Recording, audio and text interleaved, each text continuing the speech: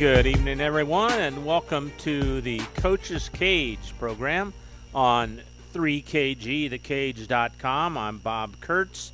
Scotty Miller running the board and camera for us tonight. Bill Kay a little under the weather tonight, so we'll see him on Friday night. And we're into week number 2 here at Arnie's in Rensselaer. We're here every Wednesday night starting at 6 o'clock Central. Hear all the 6 area coaches about their previous week's game and look ahead to Friday night's game. And leading off today is Jake West from the Tri-County Cavaliers. Jake, good to see you. How you doing? I'm doing fine. Good to see you guys. All right. Well, take us back to last week. You started up against Covington. Tell us the score and take us through the game. Score I think was 34-16. It was something like that. It was a tough game. You know, I told the kids the score is not indicative of how close the game was. You know, you look at it, you say you lost by 3 scores, which, okay, that's fair. We had 2 empty red zone possessions where we just couldn't finish drives. You know, you get all the way down there inside the 10, you might as well do something with it and score. We just couldn't find a way to. And then we gifted them 2 touchdowns, technically a third as well. But, you know, so that's a 4-touchdown swing right there. That's a little bit more than we lost by. I would have loved to have taken those. But it was a matter of not being able to execute in the key moments. All right, who had some of the good performances offensively and defensively? Jonathan Pearson, for us, was the player of the game. He had 20 carries for 127 yards and 2 touchdowns. And he also had 12 tackles, 3 for a loss. And I don't remember where the third TFL came from. I'm drawing a blank. But I know 2 of them were on 4th down. So if you're going to get tackles for loss, 4th down is a good time to do it. That's the way to do it, yeah. That's the way to do it. So he played one heck of a game. I mean, there's literally plays of him just dragging bodies with him. Or during the game, it was amazing, and so he played really well.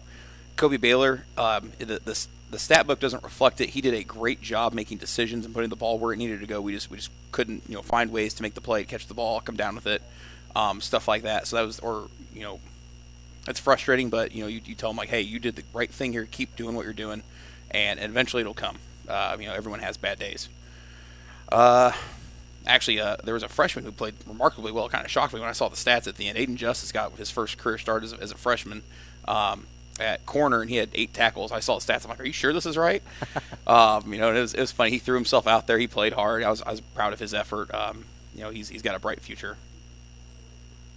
What did you learn from that game about your team? For us, we don't do offense day and then defense day. We have specific focuses on situational football. On Tuesdays we do 3rd down, and on Wednesdays we do red zone. So for us to struggle on 3rd down and red zone, you can imagine made me quite unhappy. Mm-hmm. But for us it just served as a reason when we go back to the drawing board of, hey, we have to put more emphasis on this. We have to be more focused and less laid back, stuff like that, with getting back to it. So I thought we had a good week of practice on 3rd down and red zone. I thought we executed well. Even with dealing with the adversity of going inside because it's 1,000,000 degrees outside. So I think we learned a lot about just how much focus it takes to get through those. It's been really hot this week. Mm-hmm. How the practice has been? Practice has been okay. We were outside yesterday. It was funny. Our athletic trainer, as he walked over, he put the wet bulb thermometer down. He said when the wind stops, we drop into the zone where we have to go inside, but where we have to have breaks and stuff. Oh, so you have limits. Yeah. Then, huh? I mean, it's like when the wind picks up, you're back in the okay range. So I was like, hey, as long as the wind stays going, we're good. So we were out there making sure the kids got plenty of water. But yesterday was a tough physical practice, and I thought they did a great job with that and the heat. Today we went inside. We were in the big aux gym, so we had a little bit more room, but it's still condensed at the same time. And I thought they executed well in there, so I was pleased on both sides of the ball. I was pleased. How did you come out health-wise after the first game? We're a little banged up. Again, we're a small team, so we have kids who pretty much never leave the field. Everyone everyone that played week 1 is okay to play week 2. We just had some kids who are getting treatment after school before practice and stuff like that on a daily basis. But they do a good job of getting in there, getting treatment, and getting out to the field because they want to play. Sure. And then even when they're kind of late getting out to practice, we had a good number of backups who got in and got reps and showed what they can do, which gives us a little more confidence in giving them reps going forward. So overall, it was a good week health-wise. Let's talk about Friday night. Who do you have? And give us the scouting report. We traveled to Attica. I'm not going to guess what time the game starts because I don't know. We might push it back. They're much improved from last year. I know they get a bad rep they haven't won a game in 2 or 3 years now. But you can tell just from watching them on film, like there's a core group of players who are tired of losing games, right. And then whatever happens there, they're going 100 miles an hour as best they can. So, it's more props to them. They've got a lot of excitement around them. They're much improved from last year, like I said. They go empty on offense every play. So it was really weird. We're looking at the third and short scenarios, and usually for third and short, that's what we do an inside run period. We focus on third and short. And I was like, well, we don't have inside run this week because so they don't ever run the ball. Their quarterback is their leading rusher. He has 5 carries, and they were all Q draw. That's all it was. Actually, I think 2 of them were Q draw. I think 3 of them were he was just running for his life. So they pass forever then. Yes. They throw a lot of quick game. They get the ball out in the flats. They try to spread you out. They say the field is 53 1/3 yards wide. Let's make you defend every single inch of it. So they do a good job with that. More power to them. You could tell they know what they're doing. They went to their assignments. The quarterback got the ball out fast, and then they knew what to do with it once they got it in space. So they made plays. Defensively, they pretty much showed mainly a 4 front. They started off in a 3 front, and then after the first 3 plays didn't go their way, they were in a 4 the rest of the game. So I think maybe they were trying something there. I think they based in a 4 is my assumption. But yeah, they get after it. They got some big bodies. Does that change your practice schedule then when you know a team that doesn't run? You put more emphasis on the defensive backfield? Yes and no. So like I said, we focus primarily on situational football. So for us, usually we'll do third and short is running downs. So we focus on third down and red zone 10-yard and what do they go to in those situations? Well, if they don't run the ball, I guess there's no point in worrying about them running up the middle, 3rd and 1. So we took that same approach now, and basically 7-on-7 became third down and short all the way too long instead of inside run being third and short to medium and stuff like that. So that was just kind of how we changed that approach. Do you try and bump your receivers at the line, or do you play off them when you're on your defense? On defense, my thing is, I used to be a DC. That's where I kind of, got my start. Everyone always tells me it's so easy just to play man coverage. I go, yeah, it's really easy if you have the thoroughbreds that can just outrun everyone. That must be nice. I've never had a game where I felt so comfortable against all of their skill guys that I could just say, hey, we'll just go man free and just send it. So teams like that, North White, they like to do that. More power to you, dude. You got stronger constitution than I do. Mm-hmm. But no, we play a little off and give a little cushion, and we just try to match what comes to us and stuff like that. So. First road game, right? No, second for us. Oh. We were on the road. We went to Covington, and we go back to Attica. Okay. So it's getting our miles in, frequent flyer miles. What's that like on a game day when you have to travel a long way in a bus? Stressful. Is it? It's so much more stressful.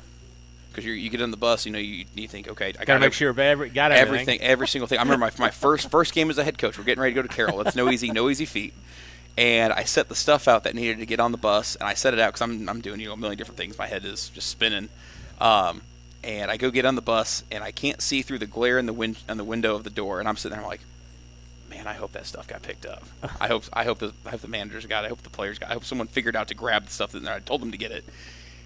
I'm going to go look. Sure enough, I walk in the door, and it's still sitting right there. And I was like, you've got to be kidding me. So, that was – it's glad just, you checked then. Yeah, huh? so, I always tell the kids, physically take out of your bag your equipment. Like, don't just say, oh, I know my helmet's in there. No, right. Pull it out, look at it, say, I've got my helmet in my hand, now put it back. Right. Okay, so it's kind of the same thing for us. I have my little checklist. I physically, okay, this is headsets right here, equipment bag right here. I got everything. It's right there. I see it. Okay, this on the bus, and no, it's way more stressful. Keys for a victory on Friday night? This is going to shock you. I'm going to say execute on third down on both sides of the ball. No. And in the red zone. Okay. Defensively, I thought we did well in the red zone. We had a pick that stopped a touchdown. Mm-hmm. Our Noah Pratt, he had another good game. He had offensively had 2 receptions for 72 yards, I think, and he had a pick and a few tackles. But so doing well in the red zone, keeping them from finishing drives as well as being able to finish drives on our own. I feel like if you do those 2 things pretty well on both sides of the ball, you're going to have a good day. Big game for you guys, and big game. Yeah, you don't want to host the defending conference champs 0-2. You absolutely don't want to do that. So, all right, Jake. Thanks a lot for coming over. I appreciate it, and good luck Friday. And we'll talk to you next Wednesday. Sounds good to me. Thanks for having me. Jake West from the Tri-County Cavaliers. Back with more of the Coach's Cage show on 3KGthecage.com right after this. Working with our customers has been Kentland Bank's trademark for 87 years. We're dedicated to making your visit a lasting one, and helping you achieve your goals is our #1 priority. With 5 locations, Kentland Bank offers all loans needed for today's businesses and families, including car loans, mortgages, agriculture, and commercial loans. We're here to make your busy life less hectic by offering online and mobile banking, bill pay, and P2P payments. Member FDIC and equal housing lender. In agriculture, preparation is important. Dedication is you deciding what to plant and then asking what it will take for a good crop. How much work will it take to produce the final crop? In sports, preparation is vital in becoming the best you can be. Dedication is a will of achievements for a winning desire. Corbett Farms encourages everyone to do their best by having a winning spirit, attitude, and achievement. Your positivity will make a difference. Corbett Farms is proud to sponsor high school sports. Pulver Psychological Services offers psychological counseling, consultation, and assessment. Locally owned and operated, Pulver Psych focuses on solutions for the community and serves as support for individuals, families, and organizations. Whether you're in need of personal, family, or success counseling, Pulver Psychological Services can help you reach your life goals. Increase work satisfaction, have better relationship compatibility, improve sports performance. Get in touch with Pulver Psychological Services by visiting pulverpsych.com. Indiana Farm Bureau Insurance Agent Joe Goodeman has been serving the Jasper County and surrounding area since 2009. Being involved in the area, Joe Goodeman has kept his interest in making sure he provides the best insurance for his clients. Whether you need life, car, home, business, farm and crops, or even renter's insurance, Agent Joe Goodeman will keep searching for the best policy for your valued investments. Call Indiana Farm Bureau Insurance Agent Joe Goodeman at 219-866-4694 or stop in at 2570 North McKinley Avenue in Rensselaer. Shanley Construction, Pools, and Excavating has been improving area homes and businesses since 1973. Whether residential or commercial, they offer lawn care, installation of above-ground and in-ground pools, plus pole barn and new home construction. Shanley is your source for new driveways, parking lot expansions, as well as fence row and building site clearing. Start your project by calling Jim Shanley at 219-866-5955. Shanley, Rensselaer-based, family-owned. Call today.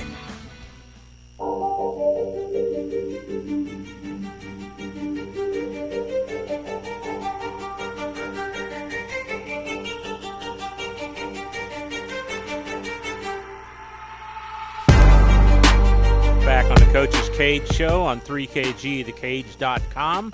You can go to our website. You can go to our Facebook page and click on 3kgthecage.com to listen live or to watch live. Or we have it archived too as well. So just go to 3kgthecage.com, click on archives, and you'll be able to see if it's this week's game. You'll just be right there on the boxes on our website right there. So that's how you get to us. And Brad Beavis now from the South Newton Rebels has joined us. Brad, good to see you. How you doing? Good. Good evening. Nice win for nice win. Trying to stay cool in here. Oh yeah, it feels pretty good in here. Yeah. Hot outside. It was 91 with a heat index of 101 when we opened the show. So yeah, we practiced in the nice cool weather this morning at 78. 78. There you go, a little morning practice. Well, you guys had a very successful opening game. You played Lake Station, blew out to an early lead, and won, 46-0? 46-0, yeah. We executed real well, came right out of the gate. First two series on offense were a little bit sluggish. Just didn't quite execute there. But from third series on, we were hitting, and Evan was throwing the ball really well. Receivers were catching and getting some yards after the catch. Our line was doing a good job of opening up some holes and things like that. We played on a short field, so that really helps. Our yardage really wasn't where you think it might be with that many points, but we were playing, on their half of the 50 for most of the first half. So, defensively, I thought we clicked the whole time. Obviously, we shut them out, so we were doing pretty well. But they didn't even get to their side of the field until the second half. So, oh wow! And you had the running clock in the second half too. We had the running clock. Yeah, we was up 38-0 at halftime. So you don't know right out. Don't know how to act probably when you had that many points, do you? We're getting used to it. I like it. It makes halftime a little bit easier. Yeah, it makes the second half go go a little bit easier. I mean, from a stress standpoint, but Coaches got to scrounge around for something negative to say, probably. not necessarily negative, things to work on. I mean, we had a lot of penalties. We ended up with several holding calls out of our receivers, which coming out of the scrimmage, we worked on our receivers blocking more, so we put an emphasis on that last week. And I don't like to think they hold. I'm a lineman. There's holding on every play. I mean, I don't know. I told kids I didn't cheat, but I knew how to get away with a few things every once in a while. Disguise it. But I think we were just blocking real well, and we just got to learn how to kind of release our hands when we start doing that. So we had that. So we worked on that this week. So hopefully that gets improved. But I like the aggressiveness out of our wide receivers. Well, take us through some of the individual stars, offensively and defensively. Yep. We were led rushing-wise by Evan Krug with 86 yards on 14 carries and 4 touchdowns. So Evan, 4 rushing touchdowns. 4 rushing touchdowns. Evan's kind of the horse we hook our cart to, and he didn't disappoint there. Lucas Paguski added 28 yards on 9 carries, and receiving-wise, Sean McCosta led us with 41 yards on 3 receptions. Marshall Coons caught a 33-yard touchdown pass, first varsity touchdown for him. So beautiful. Yep, good for him. So we spread it around a little bit. What was the passing stats? Stats for Evan, just 106 yards. Like I said, we were on our side of the field a lot, so just not a lot there. So I'm sure as like this week coming up, he should have some more yards, but we just executed really well and played on a short field. So that's all you get yardage wise. What'd you say after the game? After the game, I was pretty happy with how we executed. We had worked on some things, and from the week after the scrimmage, and our kids went out and executed. We could see clearly, like I said, with our receivers blocking, that we emphasized that all week, and it showed. We had some long runs. We had some holding calls, but I'm not blaming the officials, but somebody I don't agree with. But I'll take it if we get a few holding penalties on wide receivers, but we're getting them blocking. I think that's a win most nights. I think the crew's going to have a hard time calling those all night. So I like that. Our offensive line improved just a little bit. Defensively, I thought we flew around. I mean, Noah Akers, a senior end who wasn't really happy with in the scrimmage with the way he played tremendously better, was turning quarterbacks and the running backs back in to his linebackers like he's supposed to. And, he didn't get it. He only got a couple tackles off that, but, he turned in 7-8 times and got other people tackles, So he did his job up front. Caden Martin did his thing coming off the edge, rushing the quarterback, harassing him all night. Got a few tackles as well. Our DBs, kept everybody in front of them. We made tackles when we needed to. So pretty happy with that side of the ball. And we didn't have a whole lot of special teams except for our kickoff team. And we did a fairly good job tackling except for one time. But so good. You go for 2 points after right now we are, yeah. We're, with our numbers and with our skills, the way we are, we just we haven't really put in our point after. We will. We're not going to be exciting as last year probably and do our swinging gate and do the fun stuff. Just with you got to give those kids a break. You got to keep things simple. So sure. But we'll eventually get to kicking. We'll have a kid that will be eligible here in a week, and I think he can kick it. Plays kick it all right. So I think we'll be able to put some up in there. But sometimes just going for 2 is just easier. Your offense is already out there. Sure. Not so much for transition after touchdowns. It's just something that kind of most teams have kind of gone to, at least thought about, just because if you score 2 out of 3 times, you're ahead of you're ahead points wise. So really had to deal with heat this week in practice. What are you focused on in the practices? Well, like we were talking before, obviously knew the heat was coming. So, Saturday and Sunday thought a lot about it. Talked to my coaching staff and kind of got a plan together with how we want to get things accomplished because we knew we would probably be weather shortened. We went this morning to help ease some of that up, which shortens our time, but we got out of the heat. We practiced full pads yesterday for maybe 20 to 30 minutes tops, and then we stripped down just to helmets with leg pads. So just taking care of our kids, giving them 5-minute breaks with water and shade, trying to limit it to 15 to 20 minutes of actual on the field time. Just trying to conserve their energy so we're not wearing them out. But at the same time, they got to be out in it because Friday night's going to be humid. So and also we've started pushing Gatorade. So we have Gatorade for them throughout the school day, they come up. I push a little cart around. It's kind of there you go. Kind of nice. I feel like I don't know what I feel like, but I feel like something. Concession worker. Concession worker. That's probably a good way to put it. So they fill up Gatorades. We're pushing the electrolytes just to try to help it get us through. All right, tell us about the game Friday night and give us a scouting report and your keys. Yeah, Covington, I think, is a similar team to us. Their offense is spread. They're going to throw the ball around a lot. They do a lot with their quarterback, moving them out of the pocket. So defensively, we're going to have to just keep things contained, keep guys in front of us, and make tackles and to stay alive. I think we'll be able to make some plays, too, with our secondary, but I think it's not giving up the big play. Offensively, I think that we're going to be able to exploit some things on their defense. Like I said, I feel that our offense is capable of putting up points game in, game out, so I expect that out of them. And we might be in for a shootout, but I also thought last year that's what we were going to get, and it was 14-12. So maybe that shows my read on games. But I think the key of the game is just did we do a good job throughout the week preparing our kids for the heat? We definitely got better. I can see that in practice already. So can we execute the things we got better at? And then that's pretty much it. I mean, I think we just do what we do at this point. I think our team identity's not set, but offensively I think we have where we want to go with things. And defensively it's just playing fast, playing downhill, and trying to create some turnovers. So I think that's Home our strategy. road. It's a road game again. Game. Yep, we're going down to Covington again. We got our schedule flipped, so we're not doing the 6 home or 6 away and 3 the opposite. Now we're balanced back again. 5 and 4. 5 and 4. So that was part of that. So sometimes you got to do those things, but it's not a bad place. They do a great job hosting. Their AD is great. They got a new head coach. So.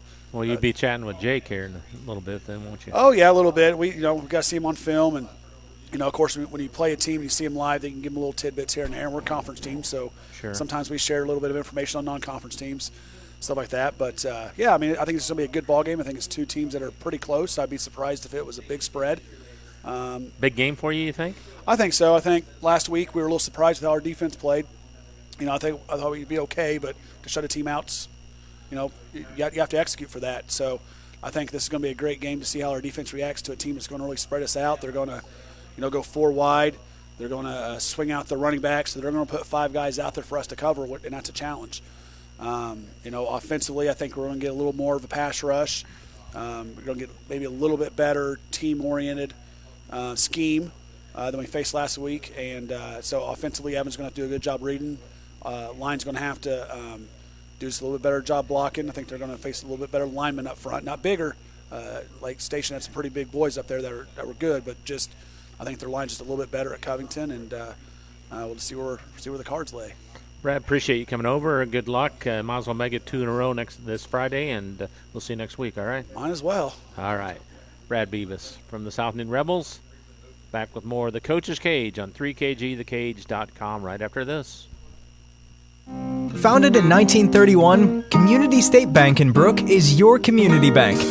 We specialize in relationship banking while offering the technology required to meet your modern banking needs. Community State Bank is the area leader in new construction loans and home mortgages. Our lenders know small business and have products to meet your farm and business needs. We're available to get to know you and your needs today at 224 West Main in Brook or by calling 219-275-2441. Member FDIC, an equal housing lender. Hi, this is Chuck Clark with the Underwood Insurance Agency, formerly Preferred Insurance Group. Are you tired of being sacked every month with your auto insurance bill? Do you feel you just pay your premium to your agent and never hear from them? We at the Underwood Insurance Agency work with over 10 insurance carriers to get you our best rate and coverage we can, and we pride ourselves on serving our customers like they are our family. We are conveniently located in Remington and Lafayette. We can be reached at underwoodagency.com. Reach out to us to score big savings.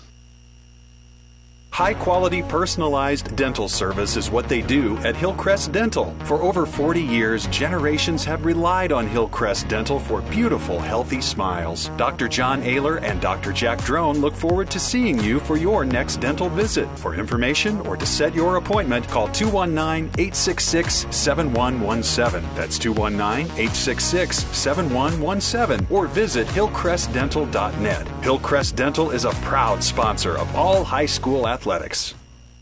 24/7 Club Fit is a 24-hour keycard accessed fitness center located in downtown Rensselaer. The 8,000 square foot facility offers free weights, weight machines, and a large variety of cardio equipment. We also offer free aerobics classes. 24/7 Club Fit offers 6-month contracts starting as low as $25 per month for students, those 55 years and older, and there are no sign-up or keycard fees. We also participate in the Silver Sneakers program. Call 219-866-0033 or contact us on Facebook. 24/7 Club Fit, where time is no excuse.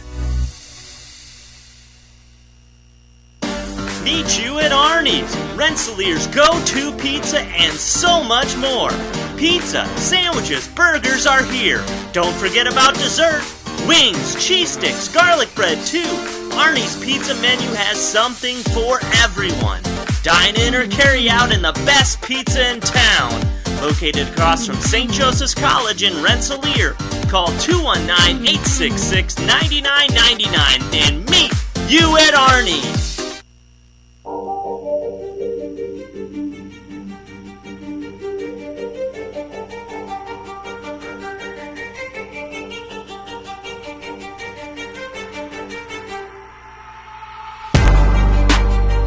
Bob Kurtz back with you on the Coach's Cage program on 3KGthecage.com. We're here every Wednesday night from Arnie's in Rensselaer beginning at 6 o'clock. We have our 6 area coaches coming by. And Mark Hall from the West Central Trojans have joined us now. And Mark, nice win last week. Tell us the score and take us through the game first. Thank you. We won the game 24-12 over Caston last week. We had. Was that home or on the road? It was on the road. On the road, right. okay. We played at Caston last year's first round sectional, then also went right back there for game 1 of this year. So scores, our last 3 games against them, the scores have been really about the same.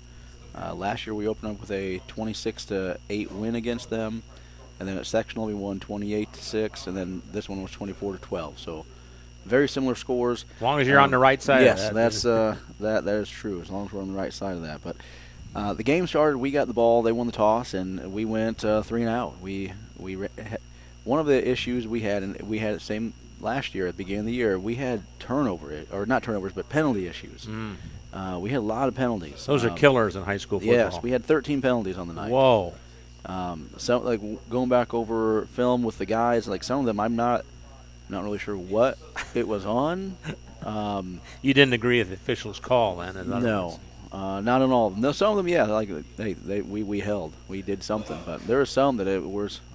I'm not sure what they saw, but anyway, we had 13, so there's a lot, and that makes for a long game. It does, but it was the timing of them. Like, it was every time we made a play, there was a penalty. So anytime that we gained some yardage, it was coming back. So it was a problem, and then like that first drive, that's what we did. We just dug ourselves in a hole, and then we couldn't get out of it. So we went 3 and out, punted away. Caston, we had a good punt, got a good punt by Austin Bolin. Caston didn't get much on the return, so they were deep in their own end. They also are going to go 3 and out. They're in punt formation. They called a timeout. So then, with how they aligned and as deep as they were, because it was ended up being like 4th and close to 20. So we decided we were going to go try to block it. But so you actually have a play designed for a block? Yes. Okay. But they had a slot guy that we failed to realize was out there. So we left him wide open. Luckily, he fell down when he caught the ball. So he caught it.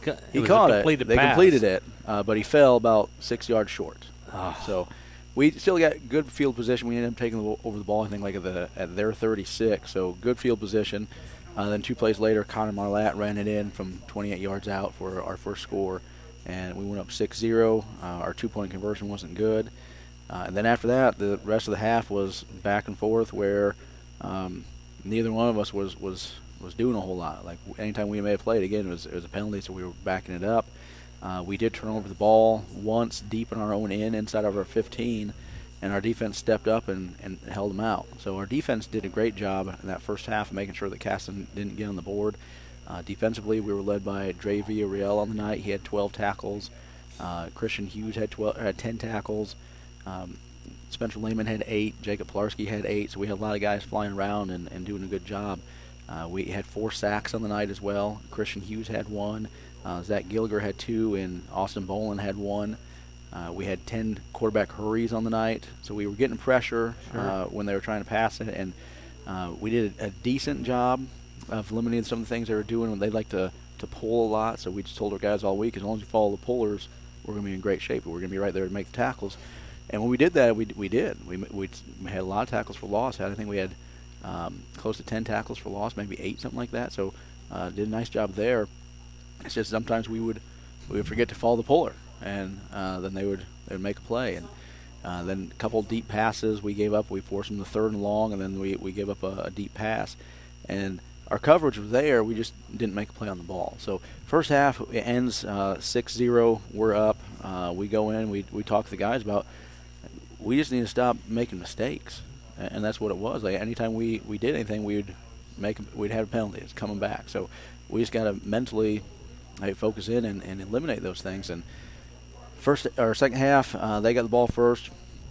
They ended up going for it on 4th and short around midfield. We stuff them.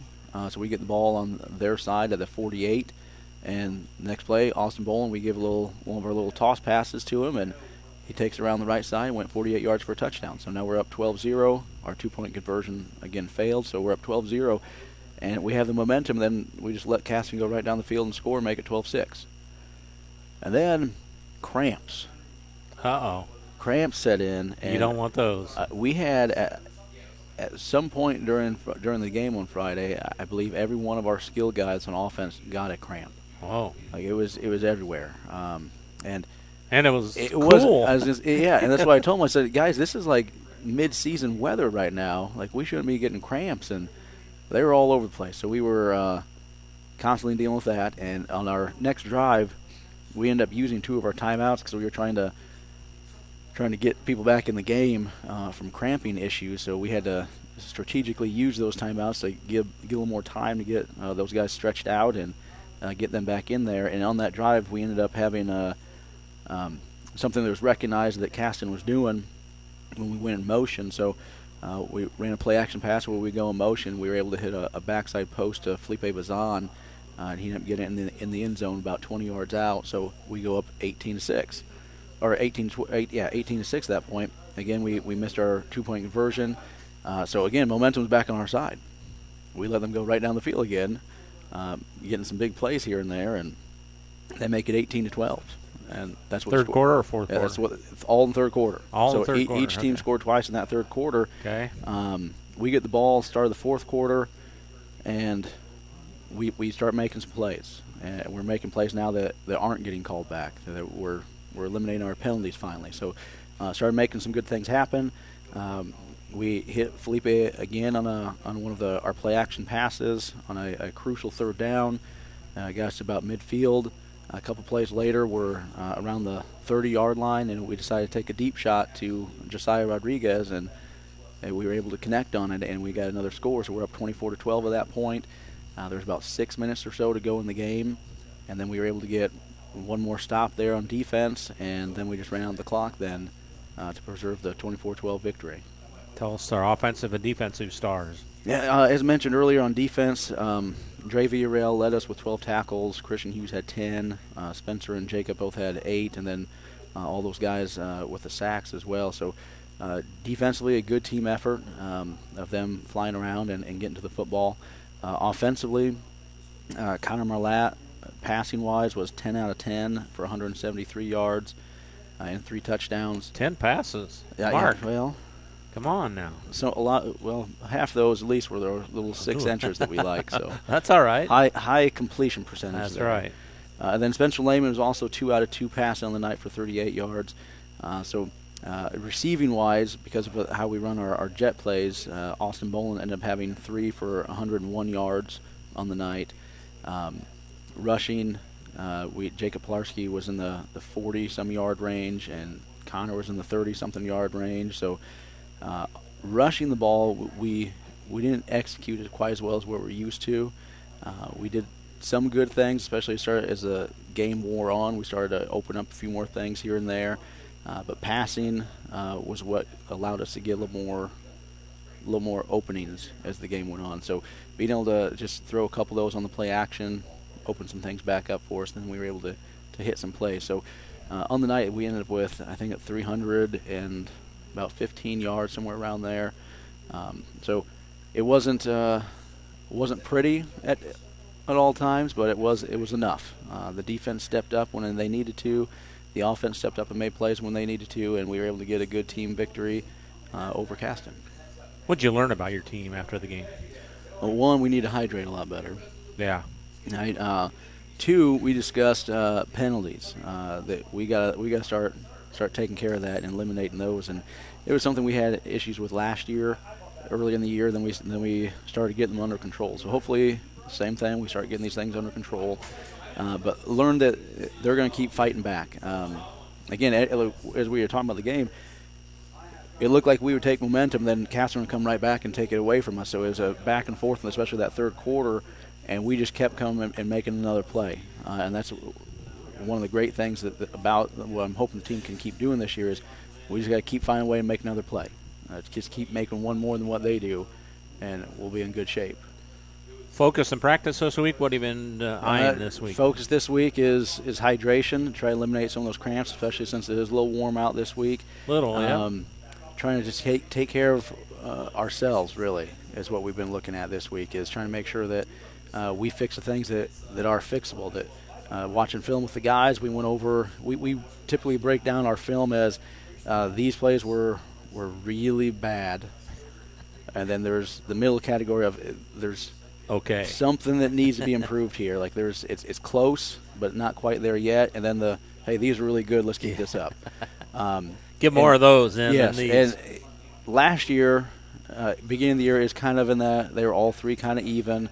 Then as we went through the year, we had a whole bunch on the good side, and we were getting rid of the other ones. And start this year on Friday night, it was very balanced. So I'm hoping we continue to make progress like we did last year, and we start to put all those things on the good side and get rid of the middle and the right side of it.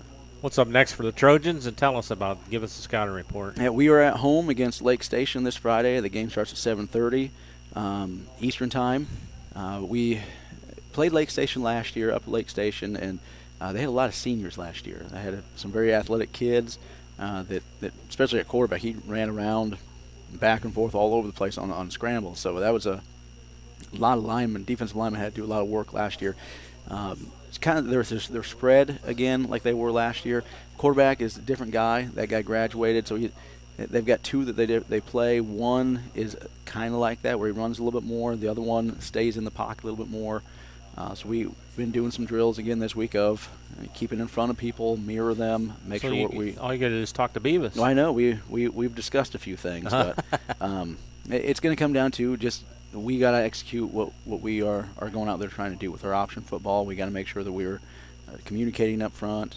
We identify who our reads are, and then everyone makes the good reads after that and makes the good decisions, and then stays on blocks without holding. So the big thing was this week we've just been talking about what do we need to do to improve, because Lake Station, they're going to come. They're going to have some athletic kids, and I think on the roster it says they have like 32, 33. It didn't look like they had that many on the sideline against South Newton. It looked more like a low 20, so we'll see what they bring. So we're expecting them. They've got some big linemen, and they typically do whenever we play them. They got some big linemen up front. They may not move great, but they're big, and if you run into them, they're gonna smother you. So that's one of the things we've been talking about with our defensive linemen is if you run into them, then they're going to win because they're going to be a lot bigger than you. Because we don't have those big guys, so we got to use our speed and try to get around them and cause problems for them with what they're trying to do. Assume this is an important week for the Trojans. Every week's an important week. That's right. We also are recognizing our youth football program this week. Cool. On Friday night with because we just started our youth program this year, where we've got kindergarten through second grade is doing flag football, third and fourth grade is together, and then fifth and sixth grade is together doing tackle football. And they had their first game this last Saturday. The kindergarten through second grade, I heard, did a very nice job. The fifth and sixth grade team was able to get a win. The third and fourth grade, they came up on the wrong end. But we're going to recognize all those guys for what they're doing this year, and hopefully we can continue to grow that because they got 49 guys in those 3rd through 6th grade. That'll be exciting playing for football. them. So hopefully that's continues, and we're also going to recognize the cheerleaders of that program. So should be a big fun night. Might as well make it 2 in a row then, huh? Yeah, that makes it a lot more fun, doesn't it? Mark, see you next week, okay? All right, sounds good. Mark Hall from the West Central Trojans. Back with more from Arnie's on 3kgthecage.com after this. Anders Water Conditioning in downtown Rensselaer is here for all of your water supplies and softening needs. At Anders, we sell and rent water softeners, water coolers, and have all of your bottled water and salt needs too. Call Chuck to set up your consultation today. 219-866-7430. Anders Water Conditioning, family owned since 1991. Shanley Construction, Pools, and Excavating has been improving area homes and businesses since 1973. Whether residential or commercial, they offer lawn care, installation of above-ground and in-ground pools, plus pole barn and new home construction. Shanley is your source for new driveways, parking lot expansions, as well as fence row and building site clearing. Start your project by calling Jim Shanley at 219-866-5955. Shanley, Rensselaer-based, family-owned. Call today. If you're looking for some great food before the big game or anytime, stop by the Wagon Wheel Grill on South College Avenue in Rensselaer. From their famous Wagon Masters to their great homemade chili, the Wagon Wheel is the place to go to satisfy your hunger needs. Takeout is also available by calling the Wagon Wheel at 219-866-9942.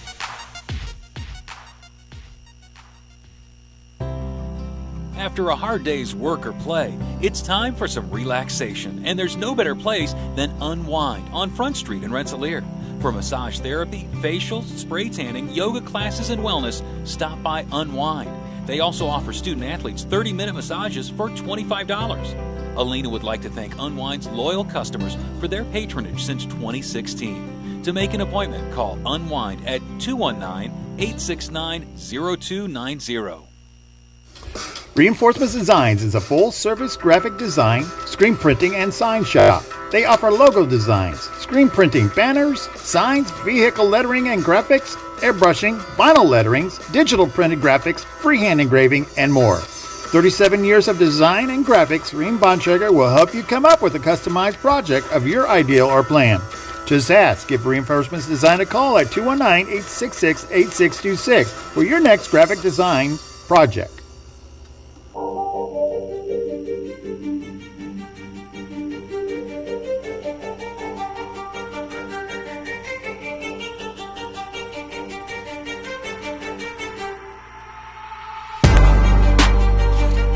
Bob Kurtz and Scotty Miller back with you here from Arnie's on 3kgthecage.com, our weekly Coaches Cage show where we have our 6 area coaches come in and talk about last week's game and a look ahead to Friday night's contest.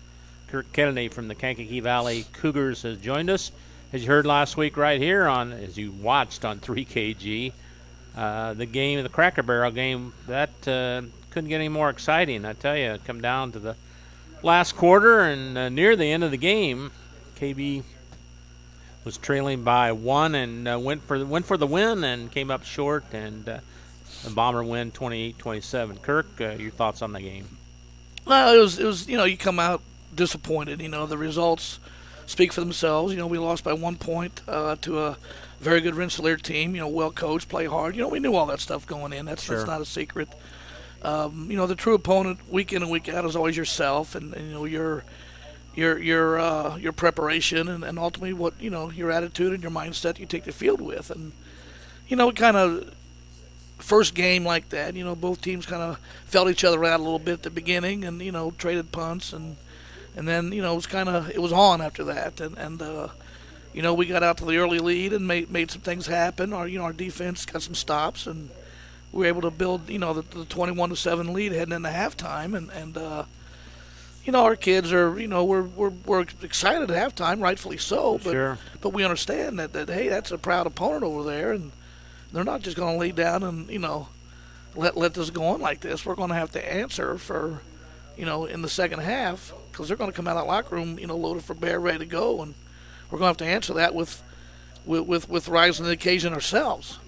And I thought a big key in that second half was just Rensselaer, the drives that they had, clock eating, just not only did they eat the clock, but momentum, gaining drives that they had. Basically, when they did recapture the momentum and everything had turned, sidelines, and all the momentum was on their side, and all of a sudden we're, even though we're still in the lead, we're almost like we're playing catch up. Right. So it just the entire second half was plagued by our inability to get off the field defensively. I thought our tackling, if you watch the film, our tackling gradually got a little worse, as the game went on in that second half. And even with that, offensively, we ran the ball, effectively at times, threw the ball a little bit, but it was ultimately at the end, we made some plays within that, but the turnovers, in a game like that where you got a couple of evenly matched teams, you want to be the most excited team on the field, you want to win the turnover battle, and you want to get more chunk plays, more big plays in your opponent, and you want to tackle well, and if you get those four components, you're probably going to win. Right.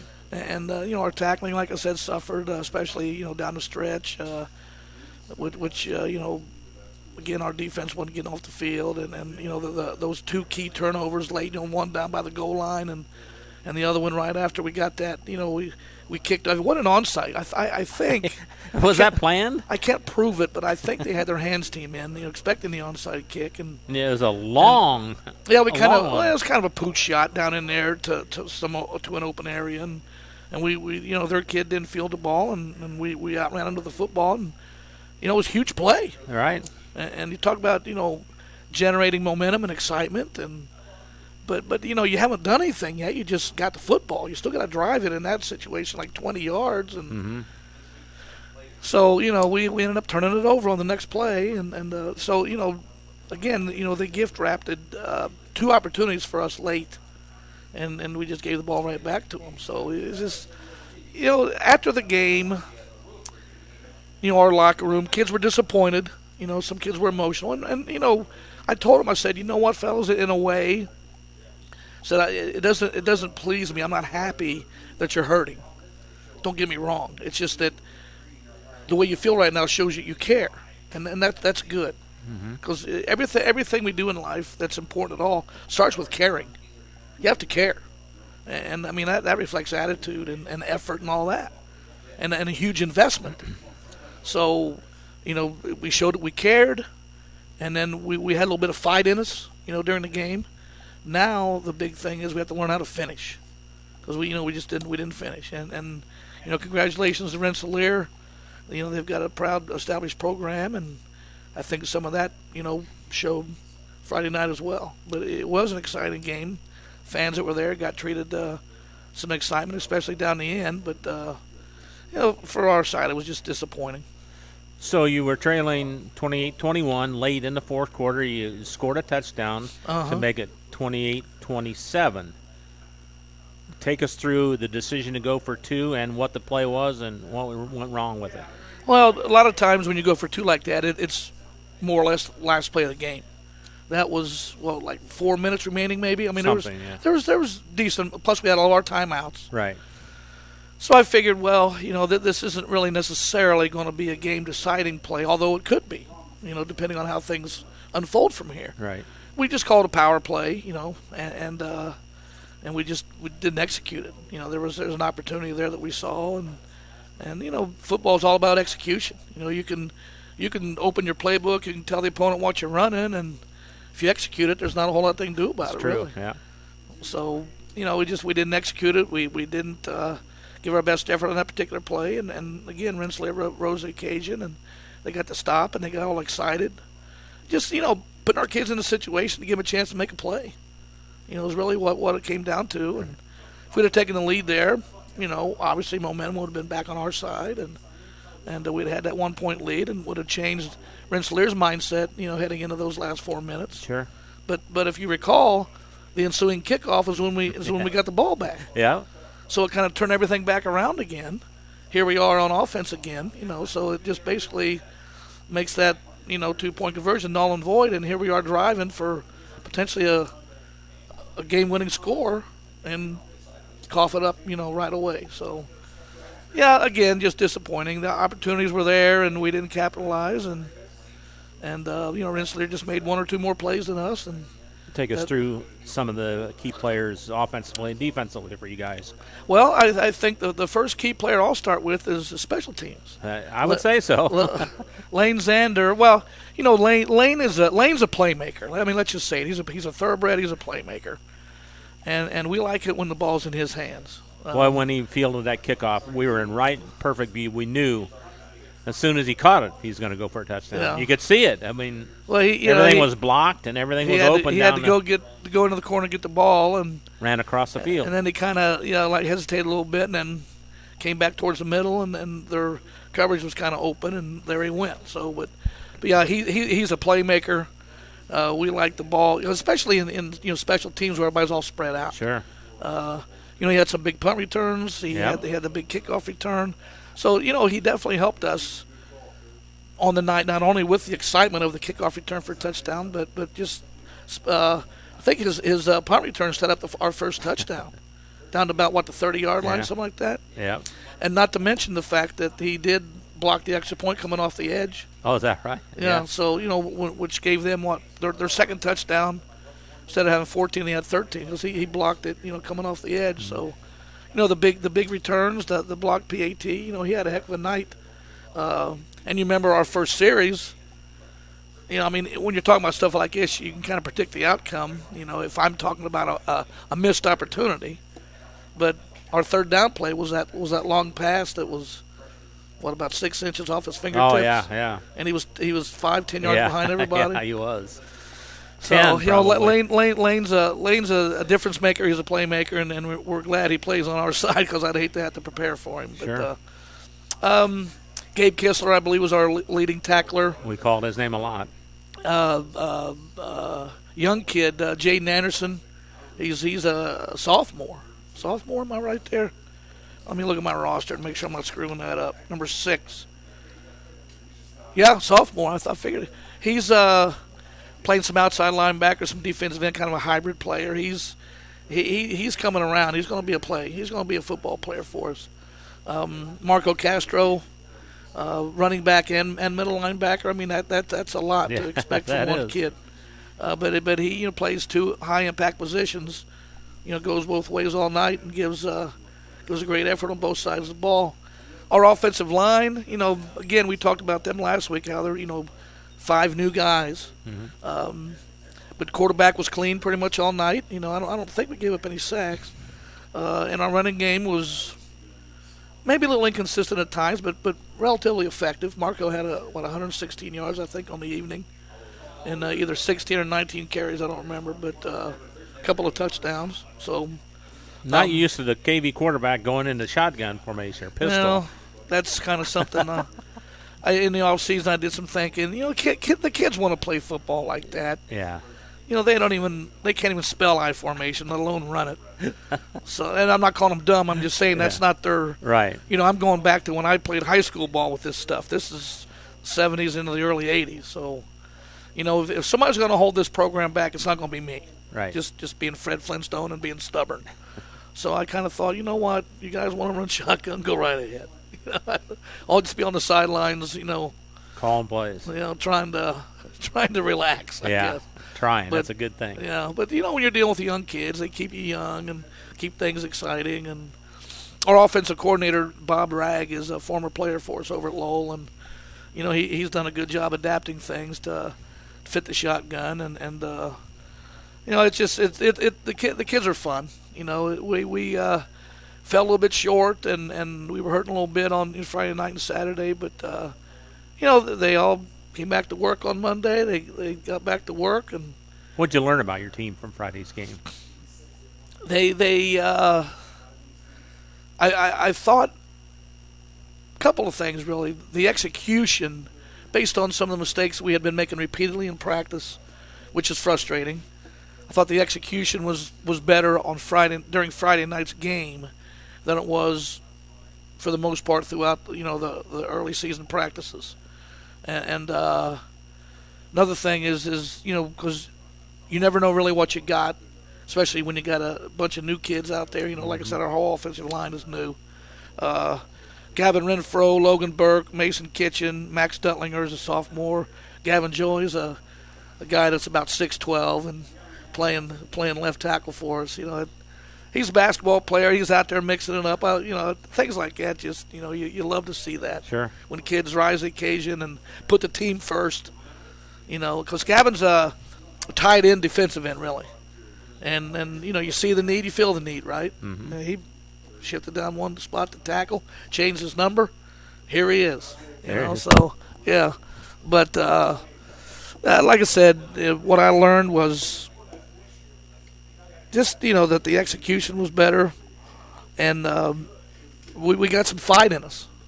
And that's good to know heading into week 2. What's the focus been this week in practice? Running to the football and tackling, because Wheeler's going to stress our defense. They're going to spread us all out and throw the ball all over the yard, try to get the ball in space, get the ball to their athletes, in space, and anytime you're defending an offense like that, you got to run to the ball, get everybody to the ball, team pursuit, and tackling is at a premium because missed tackles in space. It's not necessarily the passes themselves that beat you. It's the yards after the catch a lot of times that get you into trouble. So, if we're not tackling well Friday night, it could be a long night for us because Wheeler has some athletes and they have some ability. And, they played Hanover Central in week 1, which is a quality opponent. So, anything can happen Friday night. It's our home opener, and hopefully we're excited. And, that this kind of abbreviated practice week that we're going to have this week, hopefully it doesn't have too much of an effect on things, and we can go out there and take care of business. And 3KG will be up to live stream the game, so looking forward to that. Kirk, thanks for coming in. Appreciate it, and we'll see you Friday night, all right? Well, looking forward to it. All right. Kirk Kennedy from the Kankakee Valley Cougars, back with more of the Coach's Cage on 3KGthecage.com right after this. In agriculture, preparation is important. Dedication is you deciding what to plant and then asking what it will take for a good crop. How much work will it take to produce the final crop?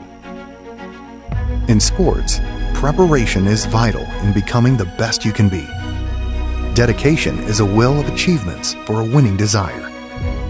Corbett Farms encourages everyone to do their best by having a winning spirit, attitude, and achievement.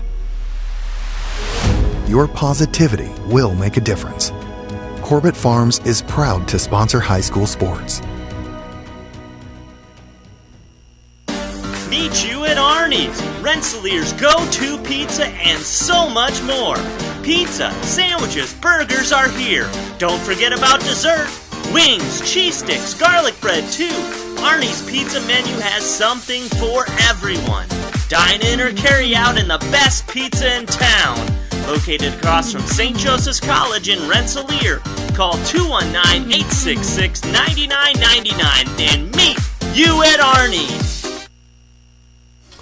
Reinforcements Designs is a full-service graphic design, screen printing, and sign shop. They offer logo designs, screen printing, banners, signs, vehicle lettering and graphics, airbrushing, vinyl letterings, digital printed graphics, freehand engraving, and more. 37 years of design and graphics, Reem Bontrager will help you come up with a customized project of your ideal or plan. Just ask. Give Reinforcements Design a call at 219-866-8626 for your next graphic design project. Working with our customers has been Kentland Bank's trademark for 87 years. We're dedicated to making your visit a lasting one, and helping you achieve your goals is our #1 priority. With 5 locations, Kentland Bank offers all loans needed for today's businesses and families, including car loans, mortgages, agriculture, and commercial loans. We're here to make your busy life less hectic by offering online and mobile banking, bill pay, and P2P payments. Member FDIC and equal housing lender.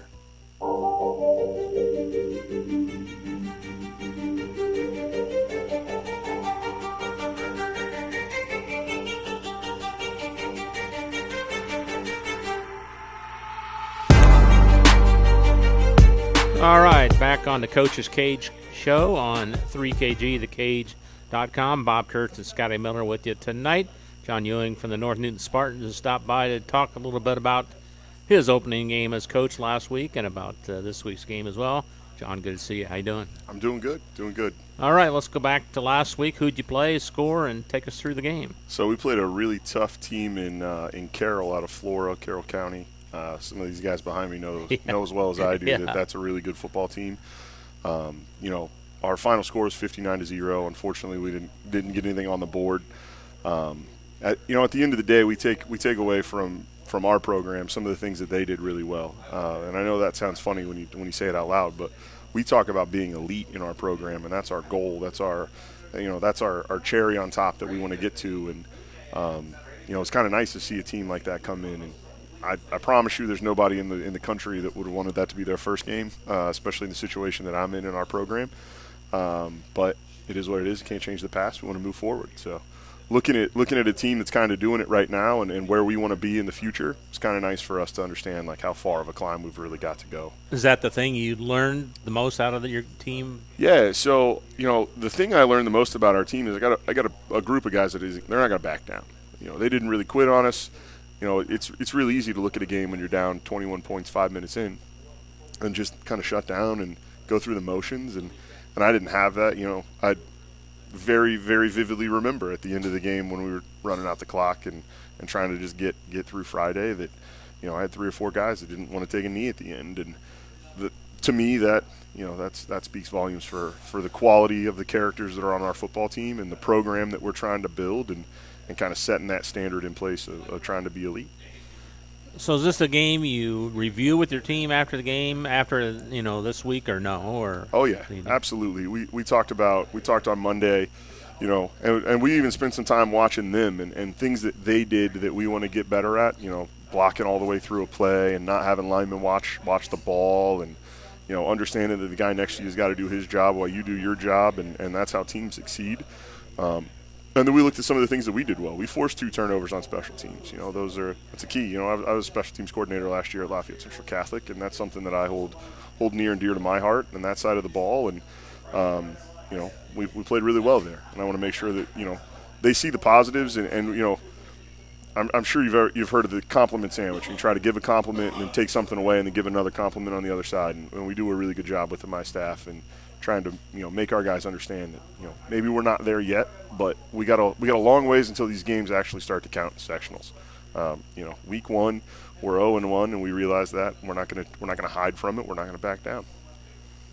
So this week, what's the focus and practice been on? Physicality this week is our big thing. We were a little outmatched on the O-line and D-line last week. We're young in those spots, and we realized that.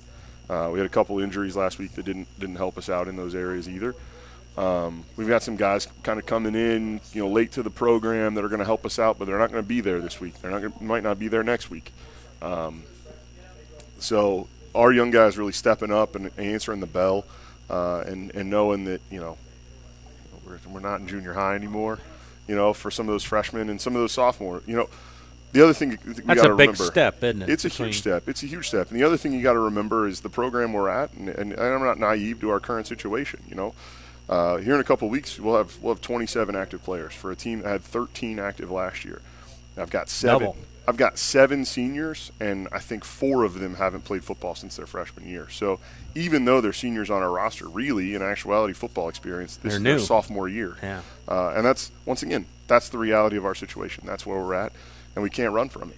So, do you hope?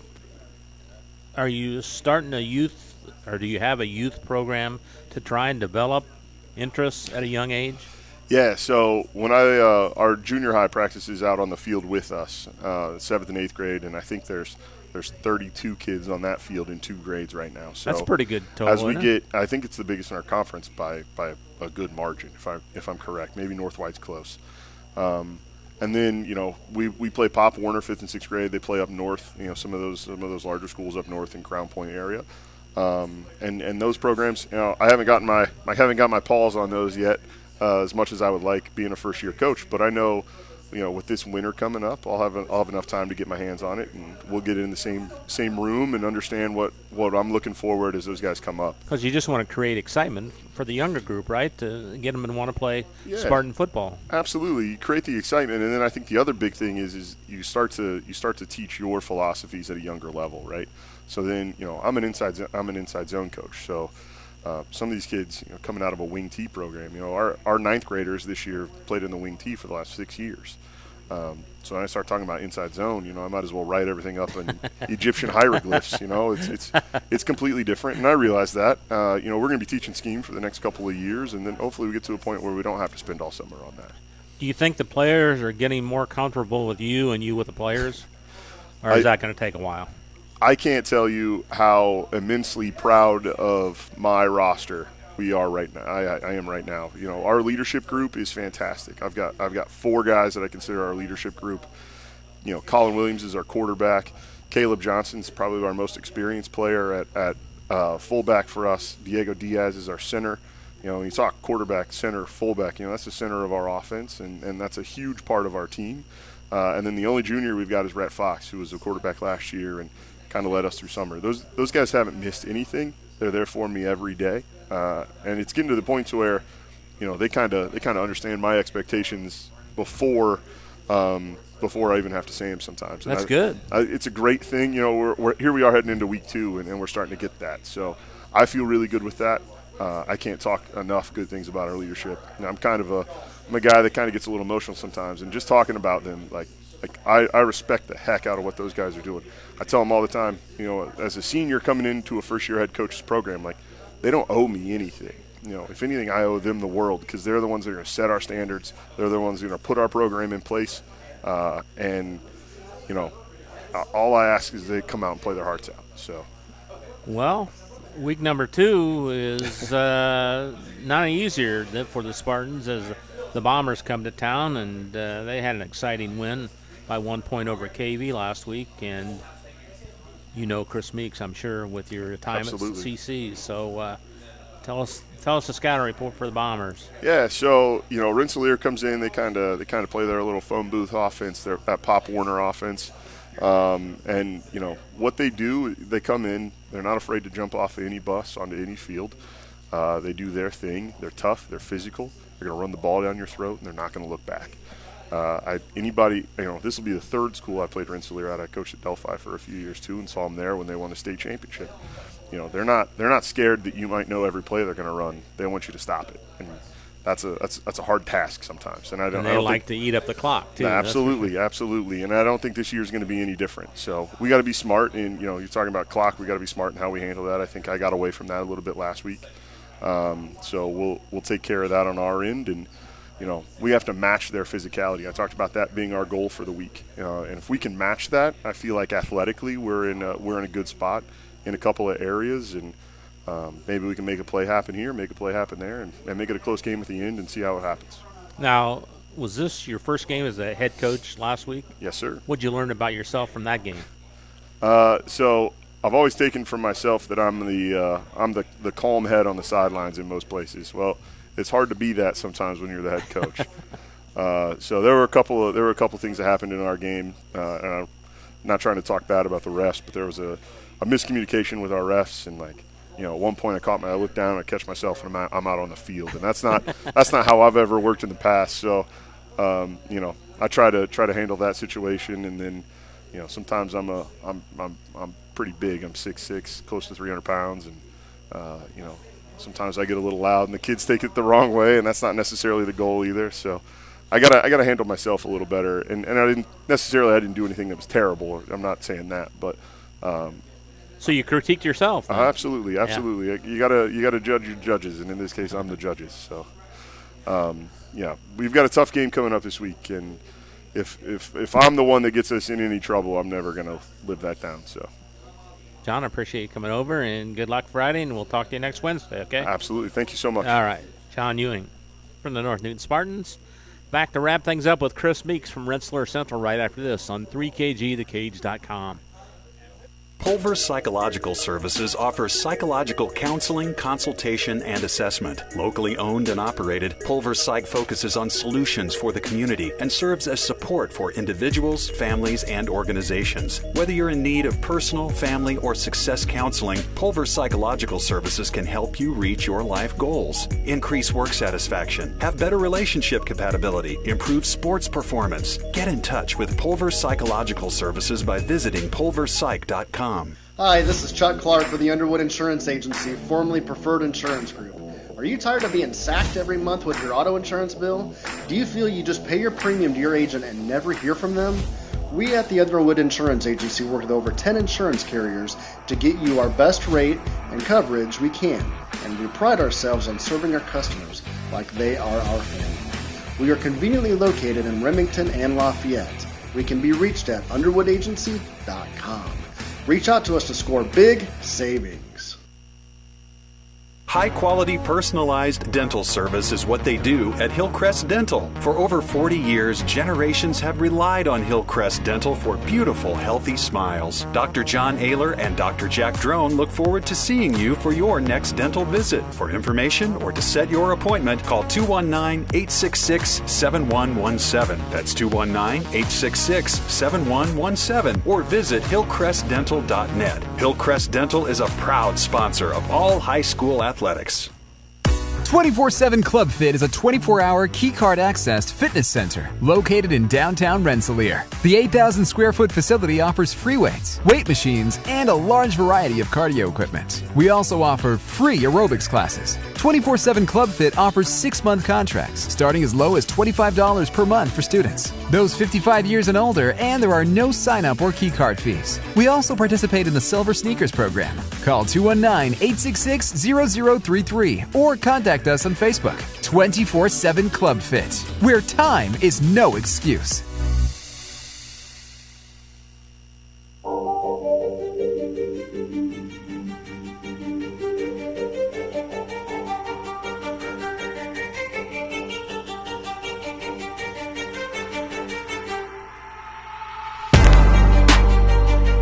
Welcome back to Arnie's in Rensselaer.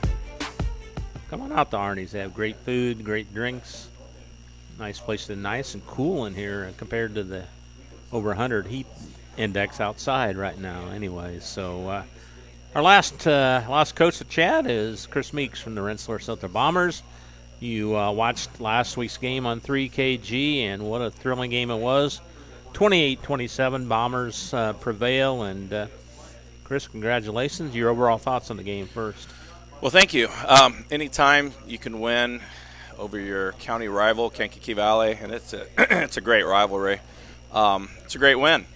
And, I believe the Cracker Barrel started in 1971, and there's a great tradition with that and a lot of pride. And, it was great to win that. That was your first year?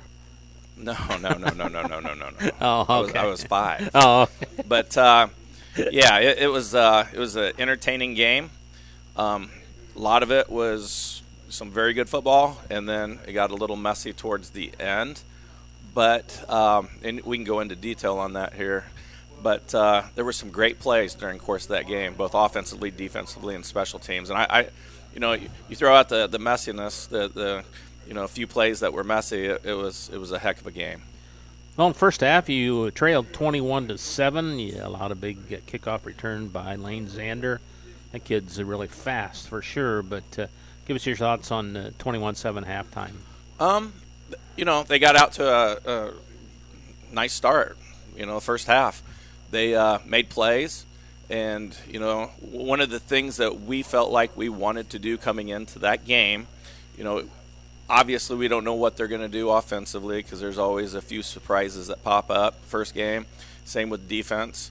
And, same with us. We're going to have a few surprises offensively and defensively. But the one thing that should be solid is special teams. And we felt like we should have been stronger in our special teams department. We had a blocked PAT. We had a kickoff return for a touchdown. We had some very good returns on their part.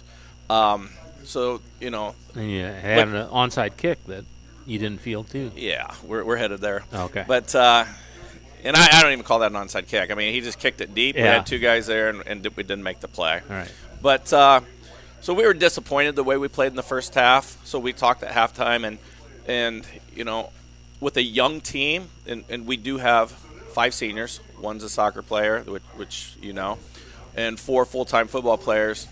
You know, we needed their direction and leadership at halftime, and they provided it because they've been there before. And it was going to be interesting to see how our young kids would respond. You know, our freshmen, sophomores, and juniors. And they came out, and you know, I didn't want to be down 21-7 at half, but by being down 21-7, we found out what kind of character and how our kids can handle adversity, and they handled it well. You know, one of the things that we really pushed at halftime was we need to come out and get some momentum going because we get the ball to start off the second half. And you did. Let's get down the field and let's score. Let's get points on the board. And the kids did that. And once that happened, all of a sudden that puts pressure on the other team. It gives us confidence, and that changed the whole complexion of the game. We needed something positive to happen. Okay. More through the second half then? Yeah. So second half, we went down, we scored, made some adjustments in terms of our blocking scheme with our running plays. We felt like they were giving things to us in the passing game with no safety over the top where we could take advantage of that, and we did. Defensively, Coach Zacher made some adjustments personnel-wise. We felt like their quarterback was a little too comfortable back there in the running game first half. So we made some adjustments, got Peyton Joseph from linebacker up to the defensive end where he brought the heat. Our whole defensive line put pressure on him and made him, you know, I don't want to say he didn't melt under pressure, but what we wanted to do was let him know that there was pressure coming at him, unlike in the first half. All right, so I thought that was important, and that helped our secondary in terms of making plays. And we actually made some plays in the secondary in the second half. Caden Doyle had a beautiful interception and returned it to set us up for our second score. So I think the whole intensity level in that second half really stepped up across the board. And the fourth quarter was wild. It really was, yeah. You know, we had an opportunity to go down and score. We had a 4th down and 3 or a 4th down 4 situation going to the north, and we threw a pass to our tight end, and you know, instead of running a 4-yard route, he ran a 3-yard route and was just short of that. Otherwise, we would have kept the chains moving and hopefully scored there. That was important. KV stopped us there, to their credit. And, you know, from there, I thought both defenses kind of dug in a little bit. You know, we held them to 174 yards on the night, but yet because of our poor special teams, we felt like our defense was back up against the wall, and our turnovers was back up against the wall the whole fourth quarter. And, you know, I think that was one of the huge positives coming out of that game is the way our defense hung in there, you know, gave up 1 score, but other than that, kept them out of the end zone. And that 2-point conversion stop was huge. Yeah, you led 28-21. KV scored a touchdown, and they went for 2. Were you obviously you were ready for that? Did you think they were going to go for 2, and you guys defensively, that was one of your better stops? Yeah, I mean, I would have gone for 2 in that situation too if I was them. 3 minutes to go in the game, a chance to get up on. You're 3 yards away from taking the lead in a big rivalry game. You would think that we would be on our heels. They're flying high. They just scored. But to our defense's credit, we dug in and reestablished line of scrimmage and hit him in the backfield, which you got to do with Castro. And tackled him behind the line of scrimmage, which was huge. And you still had to run out the clock, though, after that. We did, and that wasn't an easy venture either. That gets us to that kickoff. So with 3 minutes to go, you know, it's dang if you do, dang if you don't. So you got to play for the onside kick. Right. So, you know, we've got our hands team up there. We're playing for the onside kick, but also, too, in the back of our minds, we know they've got 3 timeouts. So we've got 2 guys back in case they do decide to kick deep. And, you know, unfortunately, we did not cover the kickoff. And their number 84 got down the field quickly, jumped on it, and put them in position to potentially win the game. So 3 minutes to go, they got the ball down about the 20-yard line. And on their first play, they run Castro. And to me, there's several plays of the game, but this one has to be right there too. Our defense stood him up and was taking them down, and then all of a sudden you see Aaron Barco flying in from his corner position and gets that shoulder on the ball and jars it loose as he's coming down, and it created a turnover. Then we were able to get on it and run the clock down from there. Big play. All right, you had some really good performances, so tell us offensively and defensively. We did. Offensively, we had 347 yards of offense for the game, but unfortunately we had 3 turnovers, which, you had the 2 fumbles deep in our territory, but also the kickoff return where we didn't field. I consider that a turnover. So 3 turnovers and, just poor special teams play. When you look at the stats, we held them to 174. We had 347. You wouldn't think it would be a 1-point game, but it was. I talked about a lot of the negatives, but, man, there were a lot of positives. And, we talked about overcoming adversity when we were down 21-7. We talked about young kids coming together at halftime, putting adjustments in terms of offensively and defensively and seeing if they could go out there and implement them, and they did. They executed them very well in the second half. Cohen Westfall, first start, junior quarterback, played JV last year. Smooth. Yeah, he was very smooth, had a very good game. And I'm going to tell you his play of the game, and I don't even know if you guys recognized it. We were deep in our territory, and there was a shotgun snap. It looks like it's going to go past him to the end zone, hits his hands, goes back behind him, it's in the air. He grabs the ball out of the air, otherwise it goes into the end zone. And then he tucks and runs. It's a broken play for a first down. I don't know if you guys remember that or not. I don't remember that, no. It was a huge play. Wow. Yeah. So, savviness on his part, a bad situation that he made a good one. We had a freshman, Landon Mush, and another freshman, Holden Day, that started on our offense. Holden started at tackle for us, left tackle, and then right next to him was Landon Mush. And Mush had a big catch coming out of the locker room at halftime on that halfback pass from Diego. And so that was huge. Went up. Now, wait a minute. An offensive lineman named Holden. I think that's... Holden, not Holding. But go ahead. Yeah. And then Holden did a nice job of holding his own at left tackle and played very well for us. But so that was great to see. I thought our 2 running backs ran the ball hard, and that's what we are.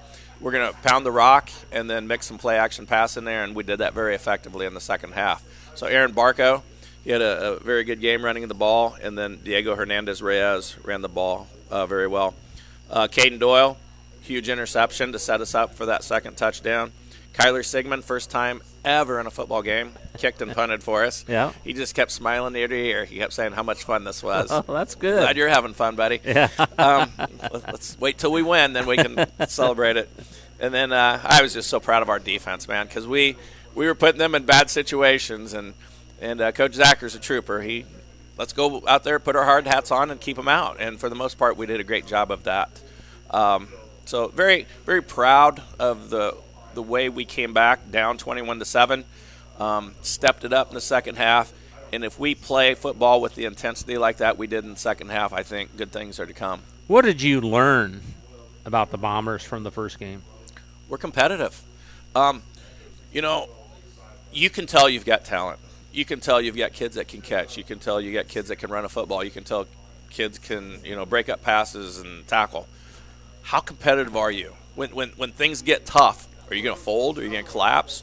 Are you going to handle adversity? Or are you going to rise to the occasion and meet that adversity head on?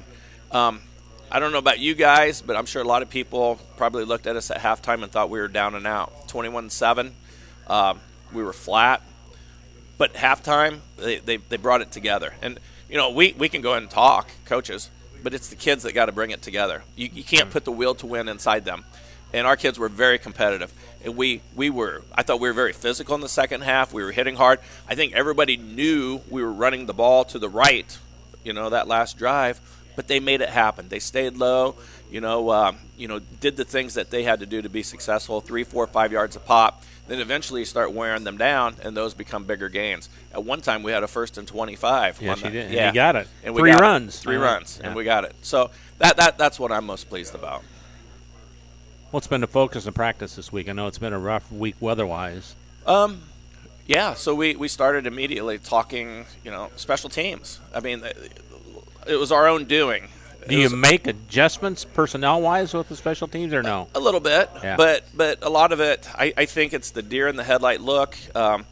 Sometimes kids feel like they can take a break on special teams. There's a reason, Coach Stevens always says this, there's a reason it's called special teams. You got your offense, you got your defense, and then you got your special teams. And ours weren't special Friday. So we've got to make them special.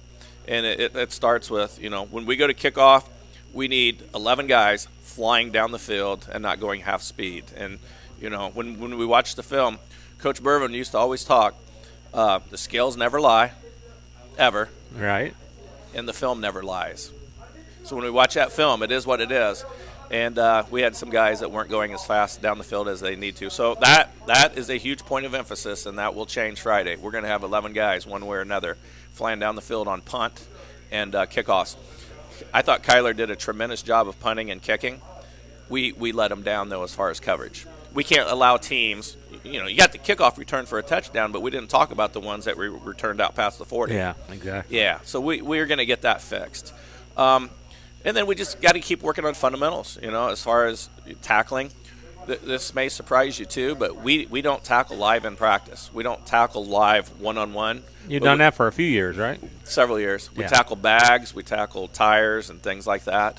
And then hopefully that carries over to the game. And I thought we did a pretty good job of that on Friday. Travel over to North Newton, new coach, new outlook on the program. Struggling still, but tell us what you know. Well, Coach is very enthusiastic. Comes from, went Central to school Catholic. Coached at Central Catholic, but went to school at Harrison. He's got a very good football background. That's the bottom line. He understands football. He knows football. St. Joe grad, too, right? St. Joe grad, so that makes him a great guy. Yeah. A fellow Puma. That's right. But he's very optimistic and very pleased with where he's headed with the program, and that's where it starts. At least they got some numbers out this year, which was yeah. better than 13 they ended with last year. They've got numbers, and they've got more kids that are back now since grades have come out. Both teams do. And so we expect them to be very enthused, fired up, vastly improved. It's going to be a different offense that we've seen out of them in the past. In the past it was a wing T type offense, ground and pound, similar to ours. They're going to spread it out similar to Central Catholic and try to get their athletes in space and try to create some advantages with their numbers. And so one of the things that you have to worry about is with a new coach, kids want to please. Kids, it's a new start. They're refreshed. Right. So we expect them to be totally fired up. It's a rivalry. We're fired up. This goes way back, through the decades. And, it should be a tremendous ball game. Younger Bombers start off anyway, or anybody, or no? Yeah, our middle school played Saturday, and what a tough doubleheader. They start off with East Tip, which is a feeder system to Harrison. Right. And our kids played well. They did. They lost both games by a couple touchdowns, but they played well, and pleased with. And that's always going to be improving. And now you have a 7th grade team and an 8th grade team, or just one? We have a 7th grade team and an 8th grade team, but on that 7th grade team, it's got some 6th graders. Okay. And actually, our 8th grade team has some 7th graders. Okay. Yeah. But, they'll keep improving and they'll get better, and our middle school coaches do a tremendous job getting those kids ready for varsity. And then our JV played Kankakee Valley Monday night and lost a tough one up there. I think it was 35-12 or something. But had a lot of good play up there, just a little shorthanded. Players getting some experience that normally wouldn't. Absolutely. It's all about developing kids and getting them reps and, teaching them and making sure they understand the game of football and what we need from them for them to be successful in our program. One thing before I let you go, you guys had an fish fry, right? It was very successful again, right? Yeah. Tell us about that.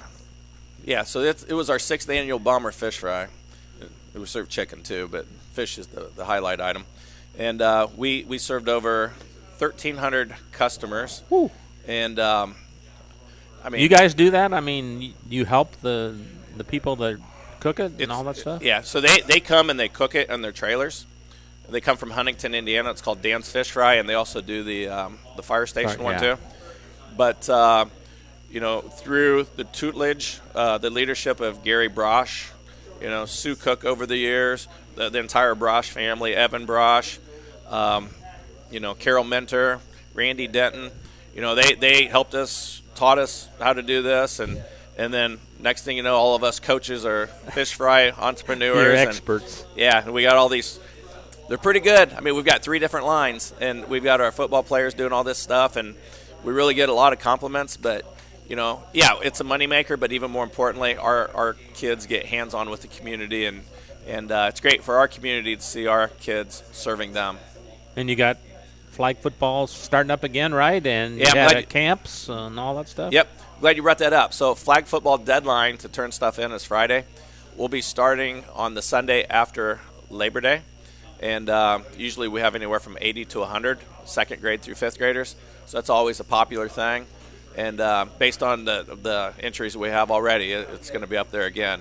So, yeah, we're looking forward to them getting started. And we'll have Back in Black coming. I think that's September 9th, Back in Black camp. We'll get you more information as we get closer to that. Chris, thanks for stopping by. Good luck Friday, and we'll see you next Wednesday. All right. Hey, thanks a lot. All right. Chris Meeks with the Rensselaer Central Bombers. Back to wrap things up on the Coach's Cage right after this. Hi, this is Chuck Clark with the Underwood Insurance Agency, formerly Preferred Insurance Group. Are you tired of being sacked every month with your auto insurance bill? Do you feel you just pay your premium to your agent and never hear from them? We at the Underwood Insurance Agency work with over 10 insurance carriers to get you our best rate and coverage we can, and we pride ourselves on serving our customers like they are our family. We are conveniently located in Remington and Lafayette. We can be reached at underwoodagency.com. Reach out to us to score big savings. After a hard day's work or play, it's time for some relaxation, and there's no better place than Unwind on Front Street in Rensselaer. For massage therapy, facials, spray tanning, yoga classes, and wellness, stop by Unwind. They also offer student athletes 30-minute massages for $25. Alina would like to thank Unwind's loyal customers for their patronage since 2016. To make an appointment, call Unwind at 219-869-0290. Anders Water Conditioning in downtown Rensselaer is here for all of your water supplies and softening needs. At Anders, we sell and rent water softeners, water coolers, and have all of your bottled water and salt needs too. Call Chuck to set up your consultation today. 219-866-7430. Anders Water Conditioning, family owned since 1991. If you're looking for some great food before the big game or anytime, stop by the Wagon Wheel Grill on South College Avenue in Rensselaer. From their famous Wagon Masters to their great homemade chili, the Wagon Wheel is the place to go to satisfy your hunger needs. Takeout is also available by calling the Wagon Wheel at 219-866-9942. Founded in 1931, Community State Bank in Brook is your community bank. We specialize in relationship banking while offering the technology required to meet your modern banking needs. Community State Bank is the area leader in new construction loans and home mortgages. Our lenders know small business and have products to meet your farm and business needs. We're available to get to know you and your needs today at 224 West Main in Brook or by calling 219-275-2441. Member FDIC, an equal housing lender.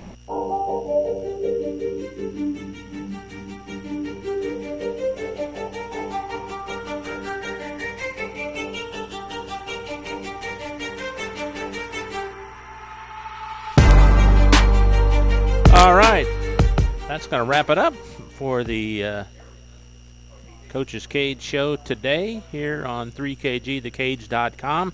Remember, just go to our website, 3kgthecage.com, to click on, you can watch tonight's broadcast there. And if you want to watch it later, eventually later on this week, we'll have it on our YouTube channel as well. So thank all the coaches for coming in. I thank all the sponsors for making the show possible. Get Beth at Arnie's for allowing us in every Wednesday to run the program here, and Scotty, nobody does it better than Scotty Miller running the board and running the camera all at the same time, so we appreciate that. Hopefully my partner will get better health-wise, And Friday night, it's Wheeler at Kankakee Valley, 6:45 for the pregame right here on 3KG, thekage.com. Until then, Bob Kurtz, Marnie, so long, everybody.